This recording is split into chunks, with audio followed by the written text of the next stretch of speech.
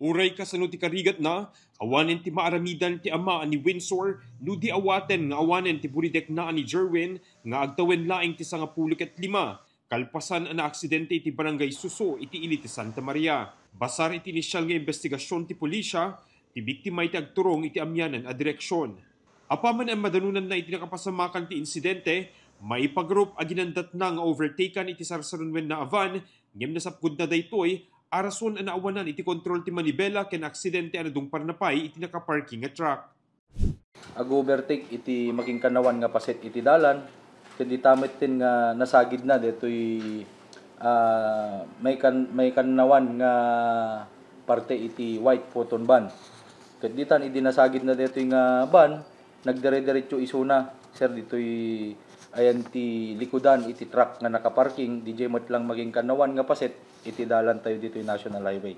Iti kalman dagos mat nga naimpormaran dagiti pamilya di driver iti nasao nga motorsiklo ket nagpapatang damet nga damet ti tulagan da dagitoy sir nga agtitinulong dalatan gapwan na tinapasamak sir.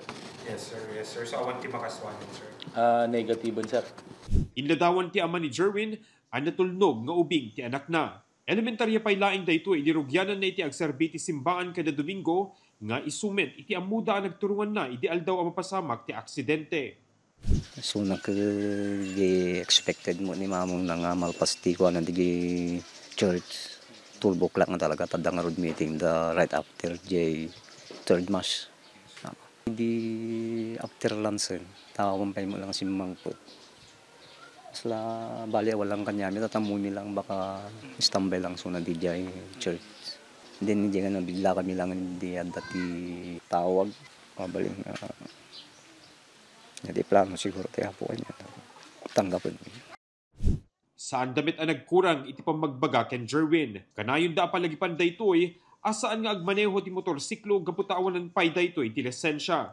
Ngem ideal daw ang madisgrasya daytoy awan digiti naganak na iti pagtaingan da arason no apay asaan da naparitan. Nasapa kami kini mama ng remote pangani palengke tada Domingo ko nga. Di sumangpot kami napanisunan ta dadya ulas ng mga panagserban kanta. Sungang ko nakita suna dading daw. Makita ko na tayo.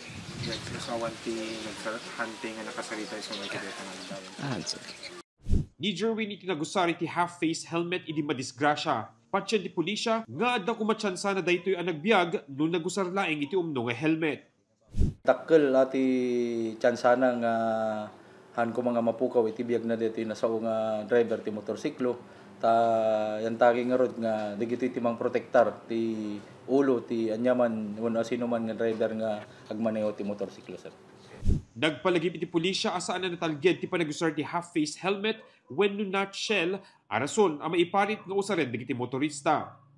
Mark Magdrila, Balitang Solid North.